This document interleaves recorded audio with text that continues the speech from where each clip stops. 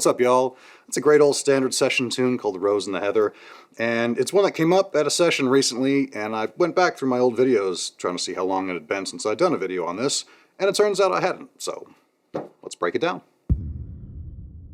If you're new here, my name's Sean. I teach Irish traditional music on tin whistle and wooden flute. And as always, what we're going to do first of all is break down the basic melody, and then we'll go back and add in some ornamentation and that sort of stuff. If you're interested in tabs and sheet music and a deeper dive on this video, I've got that all over on my Patreon if you're interested. But let's start with the basic melody here. 2, 3, 4.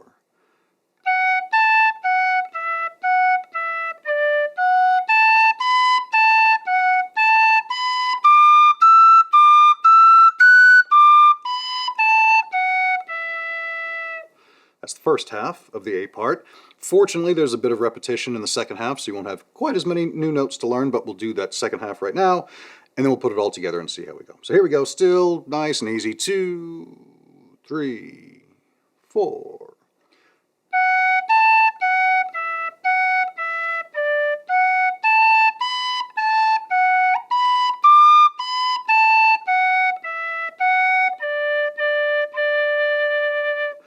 So really just the last half of that second half. So I guess we'd say the last quarter of that part was different. The first half of that was the same. Let's play it all together. Nice slow tempo here and just see how it works. And of course always go back and work on any spots that you're struggling with and get them locked down. But here we go, good, nice easy tempo. 2, 3, 4.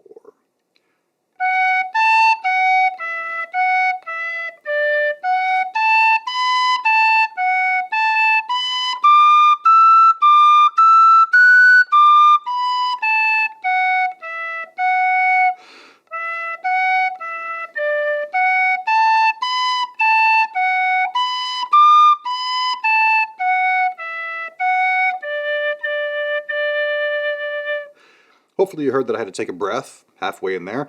If you need to do that, as I did, make sure that you're deleting a note to give yourself a little bit of space to take that breath and then come back in without throwing off the whole rhythm of the tune. And you might not take the breath in the same spot that I did, and that's perfectly fine, but same trick would apply, just deleting a note and giving yourself some space. Let's carry on with the first half of the B part, and we'll come back and catch the second half as we did before.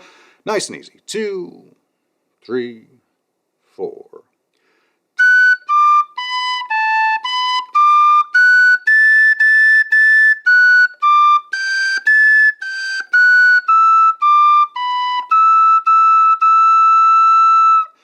Second octave bits there, as always, be mindful of your hearing and that of your neighbors or animals and other things you might care about. Let's do the second half here. Still nice and slow. 2, 3, 4.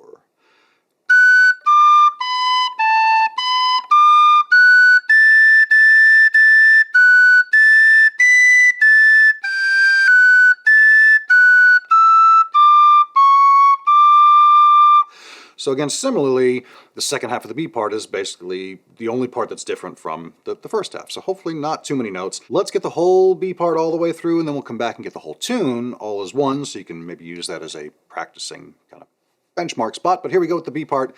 2, 3, 4.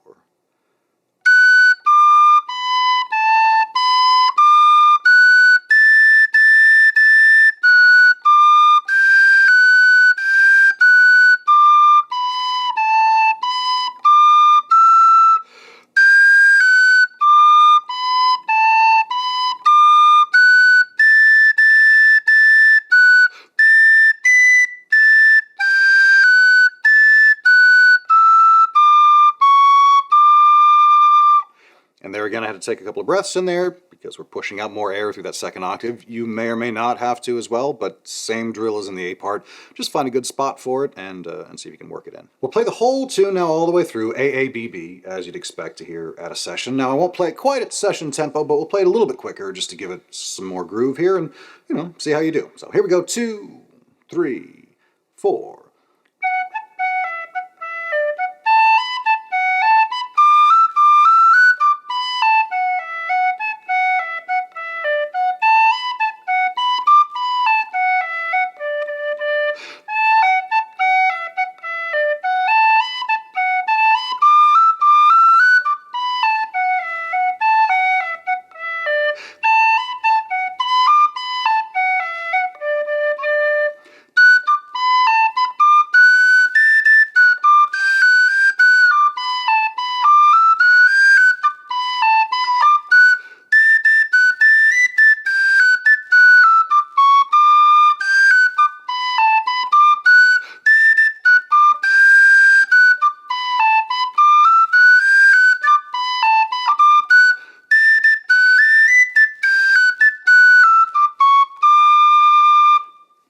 hopefully you got through most of that. If not, as always, go back and just kind of run any of those spots that you were struggling with and make sure you get them locked down, and then we'll carry on with the ornaments. If you've been following this channel for a while, you may have heard me mention that anytime you run across a repetitive note phrase, that's a good spot for a roll. So let's start with that in this tune. You've got two options straight away. So you've got what was, same holds for like F sharp G. Anytime you see that kind of repeating back-to-back pattern like that, good place for a roll. So, and then I'll cut that top note. Another of my oft abused phrases is highest note in the phrase, and thus far that's the highest note. So,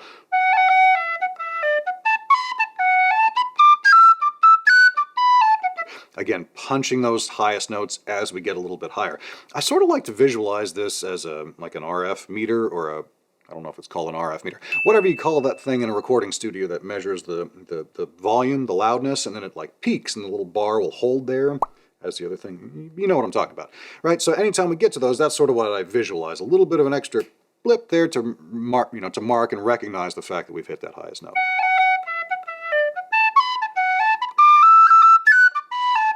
Another way to do it there is to kind of wait for those little punchy top grace notes until just the very highest one. And prior to that, in this case on an E, I'm doing a roll.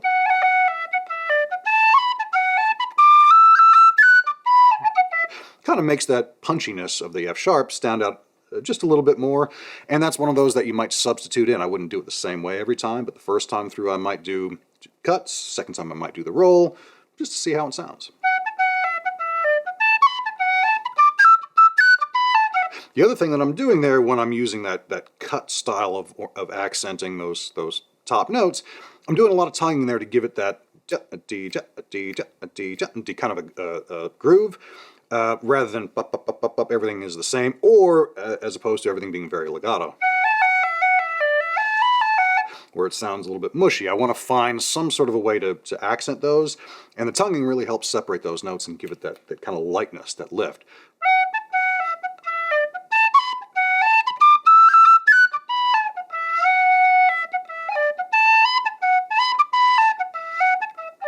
So, when you get to the back half, that's where I like to apply a little bit more of that legato style and give it a bit of a balance, right? So, and then I might flip the next time. I might do the first part, the first time through, more slurred and legato, and the second time more choppy, and just to give it a little bit of movement as I'm going through the tune.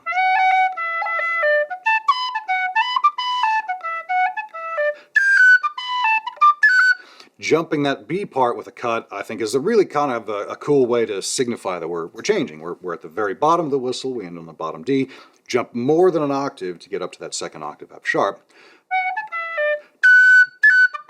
And if you punch that with a bit of an extra grace note, it really just throws it in everybody's face that we're on a new part here. I think it's kind of a cool way to signal that. A couple of short rolls there.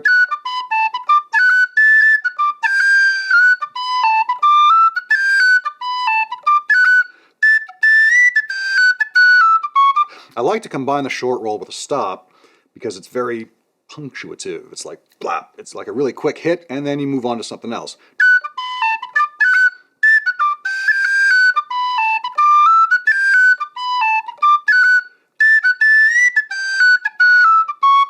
When I get into that very top part of the second octave, I'm not doing a whole lot other than one extra grace note on that high B. That's one where I would offer a word of caution and a word of confidence. You really need to have some confidence in your whistle and your abilities to hit that cleanly, because it's pretty easy to squeak that note, that second octave B. But if you can punch it, it's an extra nice level of punchiness, I think. Now the last thing that I want to mention is the turn when we go from the B part back around to the A part. Couple of extra notes that I'm throwing in there that just don't really end up in things like sheet music and the simple ways through this tune. So you got to find a way to come back around, and so I would recommend practicing that, making sure that you're going all the way around the tune, because that happens at least a couple of times during the night.